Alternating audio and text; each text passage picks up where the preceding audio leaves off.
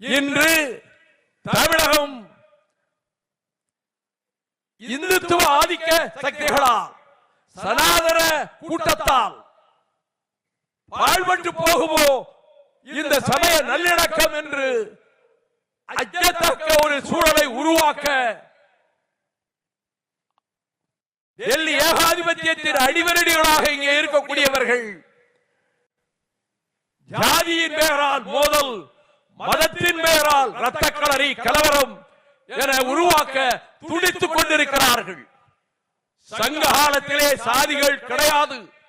சாதிகளற்ற தமிழ் சமுதாயம், அதற்கு பின்னரும் வைணவமும் சைவமும் தலைத்தாலும் கிறிஸ்துவமும் இஸ்லாமும் இங்கே அரவணைக்கப்பட்டு ஒற்றுமையின் இருப்பிடமாக தமிழகம், வடபுலத்திலே இரத்த களரிகள் நடந்த போதும், அண்ணல் காந்தியார் சுட்டுக் கொல்லப்பட்ட போது, இந்து முஸ்லிம் கலவரங்கள் வடபுலத்திலே பயமுறுத்திய போதும் இங்கே சமய நல்லிணக்கத்தை வானொலி உரையின் மூலமாகவே தந்தை பெரியாரும் பேரறிஞர் அண்ணா அவர்களும் ஏற்படுத்தினார்கள்.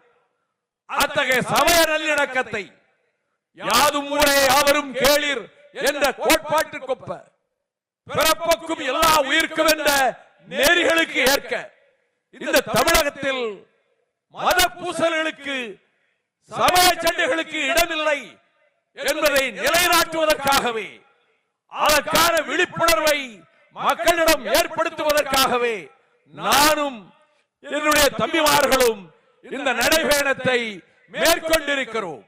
அதே வேளையில் திரளுகிற மக்களை எங்கே கண்டாலும் அவரிடம் நான் விடுக்கும் வேண்டுகோள் எல்லாம், தமிழ்நாட்டின் பொற்காலமாக அமைந்திருக்கின்ற திராவிட மாடல் ஆட்சி தொடர்ந்தால்தான் தமிழகத்திற்கு விடிவு காலம். இது பொற்காலமாக தொடர வேண்டும். எனவே இந்த தேர்தல் களத்தில் திராவிட முன்னேற்ற கழகத்தையும் அதனுடைய கூட்டணி கட்சிகளையும் மகத்தான வெற்றி பெற செய்யுங்கள். உங்கள் பிள்ளைகளுக்காக, உங்கள் குழந்தைகளுக்காக கவலைப்படுகிற பச்சிளம் குழந்தைகளும் பாலகர்களும் பசியோடும் பட்டினியோடும் பரிதவிக்க கூடாது என்பதற்காக எந்த மாநிலத்திலும் இல்லாத பள்ளி பிள்ளைகளுக்கும் காலை சிற்றுண்டி என்ற திட்டத்தையும் அறிவித்து, மகளிருக்கு இதுவரை எந்த மாநிலமும் செய்யாத அற்புதமான திட்டங்களையும் நிறைவேற்றி, இந்தியாவிலேயே அனைத்து துறைகளிலும் சிறந்து விளங்கக்கூடிய மாநிலம் செந்தமிழ் நாடுதான் என்ற பெருமையை, கீர்த்தியை நிலைநாட்டி இருக்கக்கூடிய மாண்புமிகு முதலமைச்சர் அவர்களே, மீண்டும் அந்த கொச்சம் உங்களுக்கே தமிழக மக்களால் வழங்கப்படும். உங்கள் குரலுக்கு பின்னாலே கோடானு கோடி மக்களினுடைய குரல் எழும்.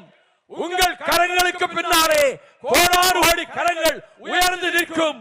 உங்கள் வெற்றிக்காக பாடுபடும் குரல்களுக்கும் வெல்க திராவிடம், வெல்க தமிழ்நாடு என கூறி இந்த அருமையான சந்தர்ப்பத்தை இந்த இடத்திலே வழங்கிக் கொண்டிருக்கக்கூடிய மாண்புமிகு முதல்வர் அவர்களுக்கு என் நெஞ்சார்ந்த நன்றியை மீண்டும் அவருக்கு தெரிவித்து விடைபெறுகிறேன்.